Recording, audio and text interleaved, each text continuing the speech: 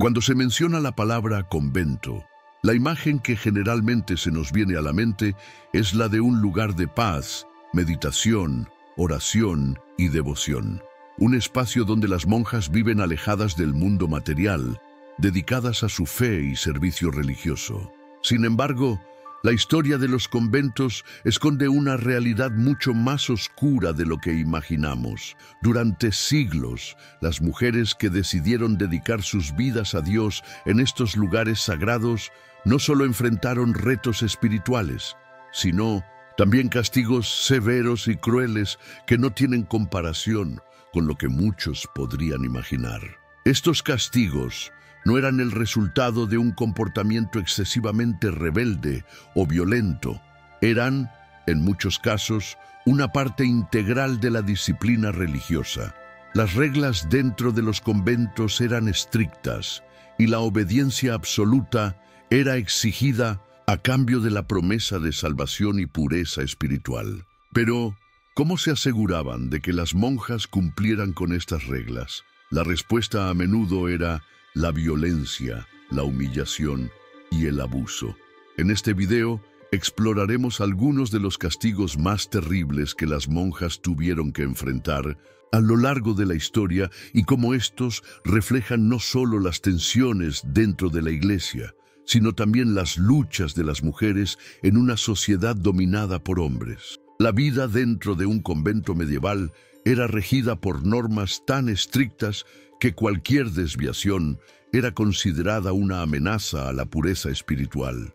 Si una monja rompía alguna de estas reglas, enfrentaba castigos severos, a menudo más crueles que cualquier castigo impuesto fuera de los muros eclesiásticos. Un castigo particularmente temido era el encierro en la celda oscura, una forma de aislamiento total. Este castigo consistía en confinar a la monja en una celda completamente a oscuras durante días, semanas o incluso meses. En algunos conventos, la celda no solo carecía de luz, sino que también era pequeña, húmeda y carente de ventilación, lo que provocaba enfermedades y sufrimiento físico. Además, el aislamiento social deterioraba la salud mental de las monjas, llevándolas a sufrir ataques de pánico y desesperación.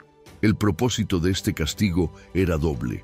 Por un lado, se creía que la privación sensorial ayudaría a la monja a reflexionar sobre su pecado y a purificar su alma, mientras que por otro lado, era una forma de control psicológico.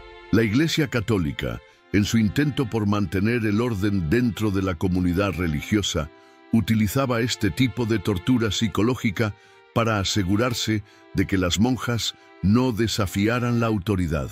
La celda oscura, un lugar donde la oscuridad y el silencio absoluto reinaban, era un lugar de sufrimiento físico y emocional, un recordatorio constante de que las monjas debían someterse sin cuestionar la voluntad divina y las reglas de la Iglesia. A medida que los siglos pasaron, las penas se volvieron más sofisticadas y cada vez más severas, pero el ayuno forzado era una de las formas más crueles de control. Las monjas eran obligadas a pasar días sin comida, una práctica que fue llamada autoflagelación espiritual. El ayuno no era simplemente una práctica religiosa para purificar el cuerpo, sino un castigo físico y mental para corregir el comportamiento de las monjas. Los días de ayuno forzado no solo eran una privación de alimento, era una verdadera tortura que debilitaba el cuerpo y la mente. A lo largo de los siglos, muchas monjas sufrieron las consecuencias de esta práctica, algunas muriendo de desnutrición, mientras que otras, aunque aún vivas, quedaron marcadas física y psicológicamente por la experiencia. Además de dañar físicamente a las monjas, el ayuno forzado también era un método de control emocional y psicológico.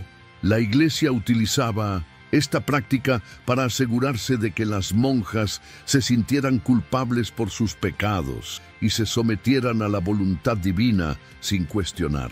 Esta pena era un reflejo claro de la forma en que la Iglesia controlaba a las mujeres durante ese periodo. El mensaje era claro: Las monjas debían sacrificar sus cuerpos y sus voluntades para alcanzar la salvación y servir a la Iglesia. Para muchas mujeres, esto se convirtió en un ciclo interminable de sufrimiento, donde cada error resultaba en más sufrimiento físico y mental. A medida que avanzamos hacia el final de la Edad Media y nos acercamos a los tiempos modernos, las penas impuestas a las monjas no perdieron su crueldad. Sin embargo, en algunos conventos surgieron formas aún más perturbadoras de control. Una de las más impactantes fue la flagelación pública. La flagelación no solo era una práctica de castigo físico, sino también de humillación pública. Cuando una monja era castigada, a menudo se le obligaba a exponerse ante las demás hermanas del convento, donde recibía golpes con látigos de cuero o bastones. Esta práctica tenía un doble objetivo: no solo castigar a la transgresora, sino también servir de ejemplo para las demás. El dolor físico era acompañado de una vergüenza pública, y muchas veces el público incluía hasta los propios sacerdotes y superiores del convento, que observaban el proceso con una mirada impasible. La flagelación, aunque cruel, era vista por algunos líderes eclesiásticos como un acto de purificación, como si el sufrimiento físico pudiera limpiar el alma de la monja. El sufrimiento era visto como una forma de expiación de pecados, pero en realidad se trataba de una forma de control absoluto, una manera de quebrar la voluntad de la monja y obligarla a someterse al poder de la Iglesia y sus superiores. Las monjas que eran obligadas a pasar por este castigo no solo sufrían físicamente, sino que también pasaban por una gran humillación emocional. La idea de que el dolor sería una forma de salvación estaba profundamente arraigada en la teología de la época, y muchas veces este castigo se justificaba como una medida divina. Sin embargo, uno de los castigos más perturbadores de todos, que aún desafía la imaginación, fue el exorcismo. Durante la Inquisición, las monjas que eran acusadas de herejía o de haber sido poseídas por espíritus malignos eran sometidas a exorcismos brutales. La acusación de posesión demoníaca podía hacerse por cualquier motivo, desde una simple duda sobre la doctrina religiosa hasta comportamientos considerados extraños o desobediencia. Los exorcismos no eran solo sesiones espirituales o rituales religiosos, sino procedimientos brutales que involucraban tortura física y psicológica. Las monjas eran obligadas a someterse a rituales de exorcismo que incluían oraciones intensas, el uso de sustancias para inducir sufrimiento físico, ayuno prolongado e incluso flagelación, todo en nombre de la purificación del cuerpo y el alma. Durante esos rituales, las monjas eran atadas, muchas veces inmovilizadas en posiciones incómodas y dejadas en sufrimiento durante horas o días. La idea era expulsar al demonio de su interior, pero lo que realmente ocurría era que las mujeres eran torturadas hasta que sus fuerzas se agotaran. Estos castigos estaban lejos de ser tratamientos espirituales y eran en realidad una manera de mantener a las mujeres bajo control, sofocando cualquier deseo de cuestionar la autoridad religiosa o la propia fe. El horror de esta práctica es difícil de imaginar en los días actuales. Los exorcismos fueron responsables de causar daños psicológicos irreparables a muchas monjas que, en lugar de ser tratadas con compasión, fueron víctimas de una institución que las veía como propiedad de la Iglesia. Las alegaciones de 1900, posesión demoníaca, eran muchas veces basadas en suposiciones, fantasías y superstición, y se utilizaban para justificar abusos terribles contra las mujeres que vivían dentro de los conventos. A medida que el tiempo avanzó, muchos de estos castigos comenzaron a ser cuestionados y finalmente abandonados, a medida que la sociedad fue evolucionando. La lucha de las monjas contra los abusos dentro de los conventos dejó cicatrices profundas, pero también generó resistencia y, en algunos casos, protestas silenciosas.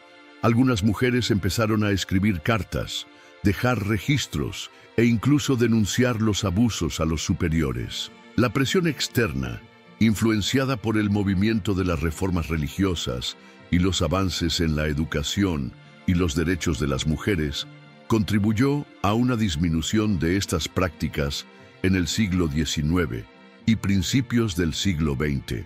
Sin embargo, incluso con los avances de la sociedad, los conventos nunca dejaron de ser instituciones rígidas, con reglas severas, y el control sobre las monjas continuó, aunque de forma más sutil. Hoy, al mirar hacia el pasado, es difícil imaginar el sufrimiento que estas mujeres enfrentaron en nombre de la fe. La Iglesia, como institución, utilizó el castigo como una forma de control absoluto, lo que llevó a muchas mujeres a vivir una vida de dolor físico y emocional. Lo que parecía ser una búsqueda de santidad, muchas veces ocultaba un sistema opresivo que destruía la autonomía de las monjas. Pero, al reflexionar sobre estos abusos históricos, también nos encontramos con una cuestión más amplia. ¿Hasta qué punto la fe y la autoridad religiosa pueden ser usadas para justificar el sufrimiento humano? La historia de los castigos impuestos a las monjas nos recuerda que detrás de los muros, de los conventos y de las promesas de salvación, existía una realidad de control, represión y abuso.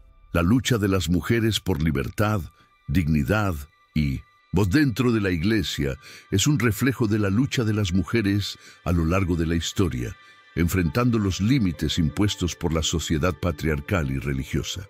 Al revisar estos momentos oscuros, somos llamados a reflexionar sobre cómo las instituciones de poder pueden abusar de su autoridad y cómo, al mismo tiempo, la resistencia humana y la búsqueda de justicia nunca dejan de existir.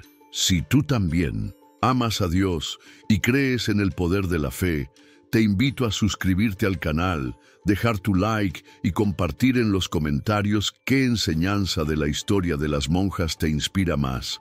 Tu participación es muy importante y nos ayuda a seguir compartiendo historias que fortalecen el espíritu y nos acercan más a Dios.